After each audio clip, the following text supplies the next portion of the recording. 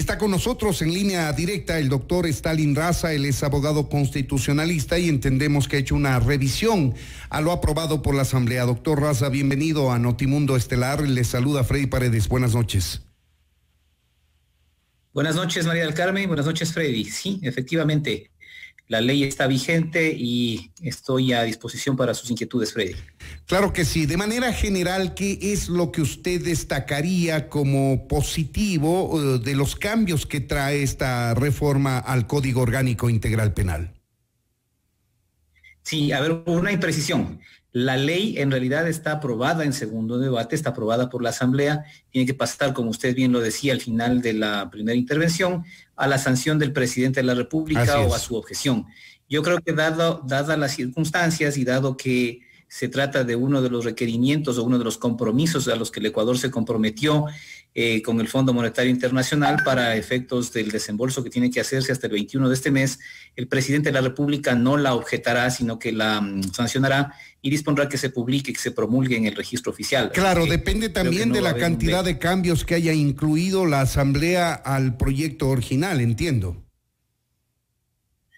Sí, pero yo creo que la premura de la recepción de los fondos y de cumplir con los requerimientos del Fondo Monetario Internacional van a primar más. En todo caso, veremos, el presidente de la República tiene 10 días para poder sancionar o objetar la ley y vamos a ver cuál es la decisión que toma. Yo creo que aspectos positivos, Freddy, de la ley son algunos. Por ejemplo, la introducción de lo que María del Carmen anunciaba, de la figura del compliance en la responsabilidad penal de las personas jurídicas es importante. ¿Qué significa esto el compliance? Significa que las empresas, las personas jurídicas, van a tener la necesidad de elaborar planes de cumplimiento normativo desde su propia estructura de forma interna, con el objeto de controlar y prevenir la posible comisión de delitos de corrupción. O sea, las empresas van a estar obligadas a establecer mecanismos de control internos, mecanismos de denuncia incluso desde su propia estructura interna, que les permitan hacer un control de anticorrupción interno. Y obviamente con la obligación de ponerlo en conocimiento y de denunciar estos hechos a la Fiscalía y a la Justicia en caso de presentarse. Esto, digo yo, racionaliza la norma que estaba vigente antes, porque ya el COIP traía desde el año 2014 la figura de la responsabilidad penal de la persona jurídica, así es, pero lo hacía de una manera indiferenciada. Le escuchamos, doctor. Sí, perdón, parecía que se fue la señal.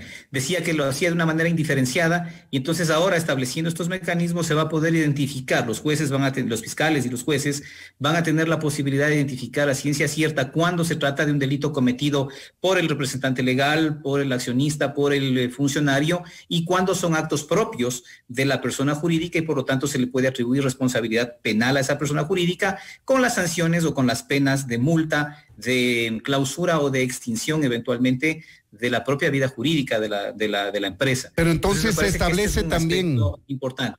Doctor, se establece también responsabilidad para las empresas privadas, en este caso, por omisión, es decir, no cumplen con estos controles internos y resulta que el señor gerente hizo por ahí unos acuerdos debajo de la mesa con X funcionario público. ¿Qué pasa en ese caso? Sí, a ver, hay que diferenciar una cosa. El tema de la regulación de la responsabilidad penal de los delitos que cometen las personas jurídicas, en donde, claro, la modalidad de la actuación puede ser ya sea por acción o por omisión, pero también se incorpora como un aspecto importante de la reforma dos delitos que tienen que ver con la corrupción que se comete en el ámbito privado. En este caso, más bien la persona jurídica, la empresa, se vuelve víctima de la actuación de sus representantes legales o de sus funcionarios que aceptando acuerdos colusivos con funcionarios públicos o con otros funcionarios privados, violenten los deberes de vigilancia y de control que tienen que tener y los deberes de fidelidad, así se conoce en la doctrina este delito, violación a los deberes de fidelidad del administrador de las empresas, recepción de sobornos o práctica conjunta de sobornos en perjuicio de la propia persona jurídica. Entonces, sí, hasta ahora estaba reservado el tema de los delitos de corrupción, de la modalidad de cualquiera de esos delitos, para los funcionarios públicos y en contra, o teniendo como víctima el patrimonio del Estado o la administración pública. Hoy se amplía esa posibilidad también a los particulares, a los privados, porque además tenemos que entender que siempre en un acto de corrupción, o casi siempre en un acto de corrupción, existe una participación conjunta entre corrupto y corruptor, y normalmente en este tipo de delitos intervienen de manera conjunta personas particulares y también funcionarios públicos. Entonces es una introducción interesante que se hace, así como también una incorporación que se hace de una figura que existe en la ley penal norteamericana, que hay una ley en los Estados Unidos que se llama la Foreign Corrupt Act, que significa que nacionales del Estado, en este caso el Estado ecuatoriano, tienen la posibilidad de ser sancionados por delitos cuando intentan corromper a funcionarios públicos o miembros de organismos internacionales de otros países. Pero ahí hay una extraterritorialidad de la ley. ¿Cómo es el tema, doctor Raza? No es tanto una extraterritorialidad de la ley, porque recordemos que uno de los principios de la aplicación de la jurisdicción penal en el Ecuador es que se puede aplicar la jurisdicción ecuatoriana, la competencia de los jueces nacionales, cuando el delito afecte a los bienes jurídicos que están situados en el Ecuador, a los bienes jurídicos nacionales, cuando el delito cumpla sus efectos o produzca sus efectos en el Ecuador. Entonces, lo que aquí ocurriría es que nacionales ecuatorianos llegan a prácticas corruptas, a acuerdos colusivos o colusorios, ilegítimos, penales desde luego, con funcionarios extranjeros o con miembros de organismos internacionales extranjeros, generalmente con el objeto de obtener contratos o de beneficiarse de contratos. Entonces, cuando esto ocurre, el nacional ecuatoriano, funcionario público o no, puede ser sancionado por la justicia ecuatoriana. Esto es lo que ha permitido, por ejemplo, en los Estados Unidos, que se descubran algunos de los casos de corrupción importantes en donde han participado nacionales o empresas nacionales norteamericanas que han tenido tratos de corrupción, acuerdos de corrupción con funcionarios públicos de otros países. Como Odebrecht, por ejemplo. Exactamente, ese es uno de los casos paradigmáticos del caso Odebrecht, así es. Esta es una figura incorporada del derecho penal internacional en nuestro Código Orgánico Integral Penal, doctor Raza.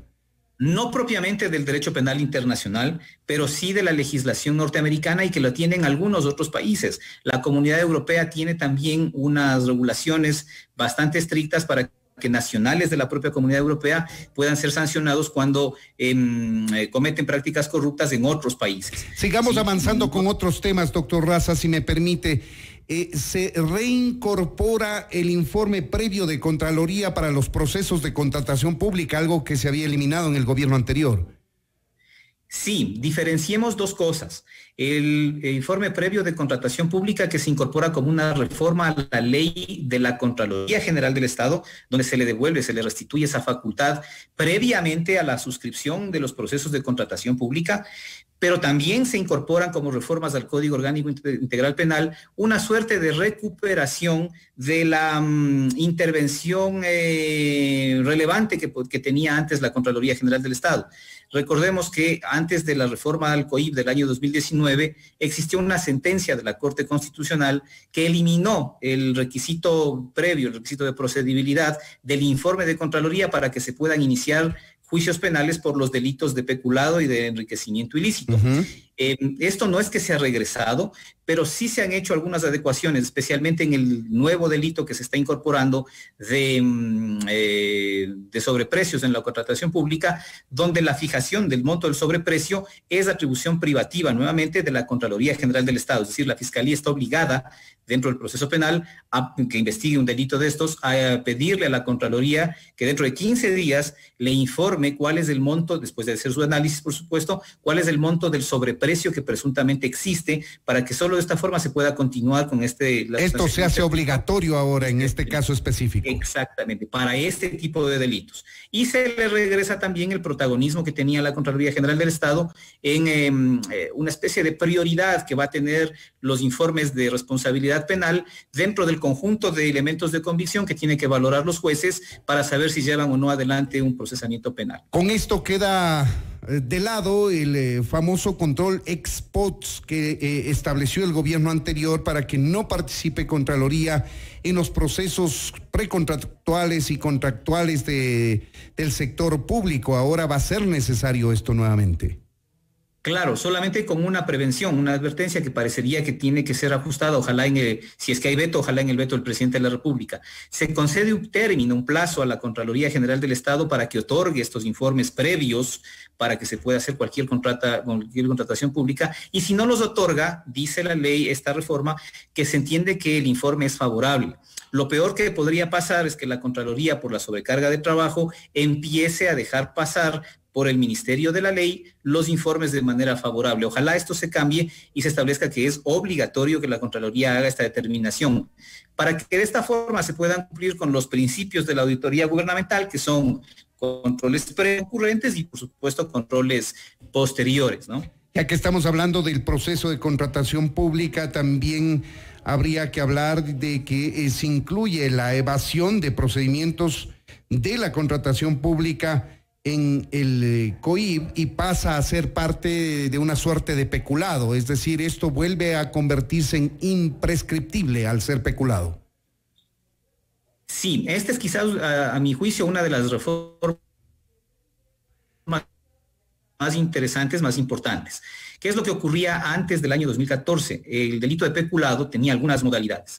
Dentro de esas modalidades había una que se conocía como el peculado menor, que consistía precisamente en el otorgamiento de contratos a particulares vulnerando normas de la contratación pública. Cuando se aprueba el COIP en el año 2014, se le saca a esta modalidad de peculado y se le pasa al delito de tráfico de influencias. Entonces ahora pasó a ser tráfico de influencias. Y como ya no era peculado, entonces se consideraba que ya ni era imprescriptible en cuanto a la acción y a la pena, y que por supuesto no era peculado. Con lo que se ha hecho en esta reforma es volverlo de alguna manera al delito de peculado y convertirlo nuevamente en imprescriptible.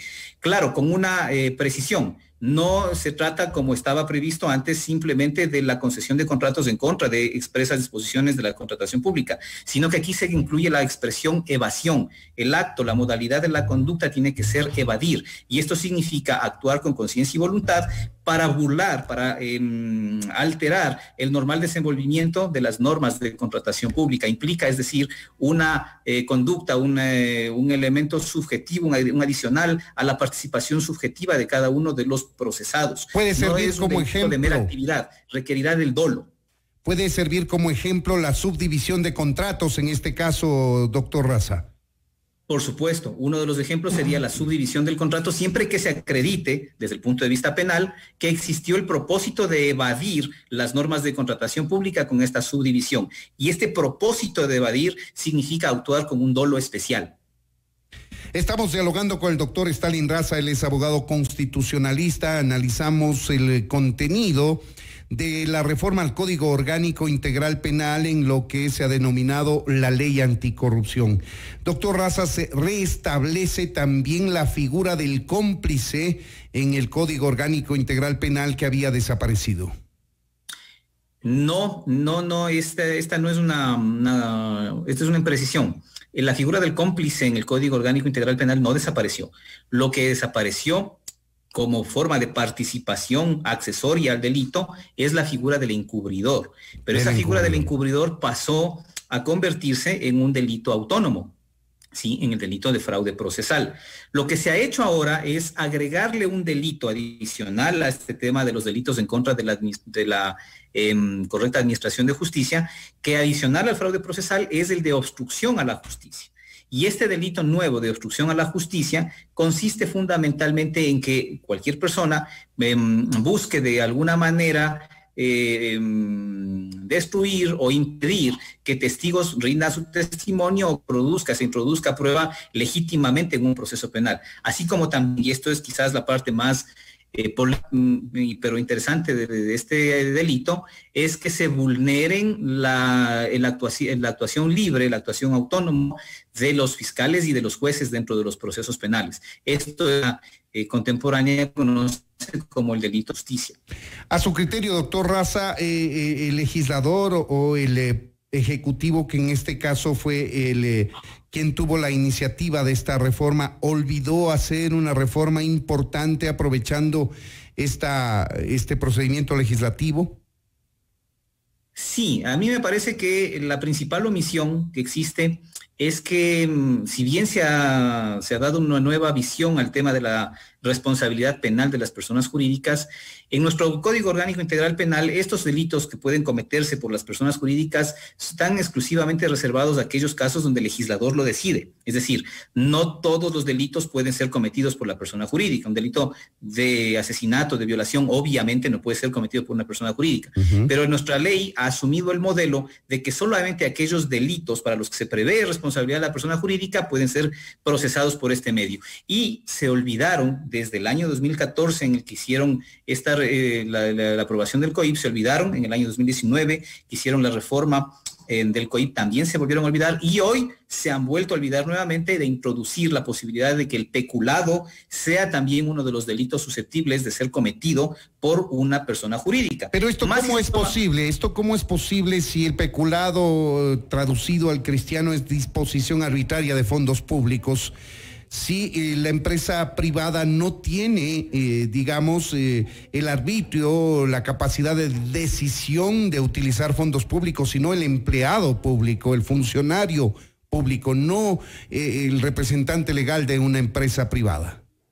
Claro, pero lo que pasa es que el peculado generalmente se comete en la contratación pública. Es decir, usted abusa, o mejor dicho, un funcionario público puede abusar de los fondos públicos y de patrimonio del Estado, o puede faltar a los deberes de fidelidad de la administración pública suscribiendo contratos con personas jurídicas privadas. Entonces, la Constitución, para eso, en el artículo 133, ha establecido que no solamente pueden cometer peculado los funcionarios públicos, sino también los privados que se benefician de ese abuso de los fondos públicos. Pero ahí caeríamos en enriquecimiento ilícito, doctor Raza, es otra figura.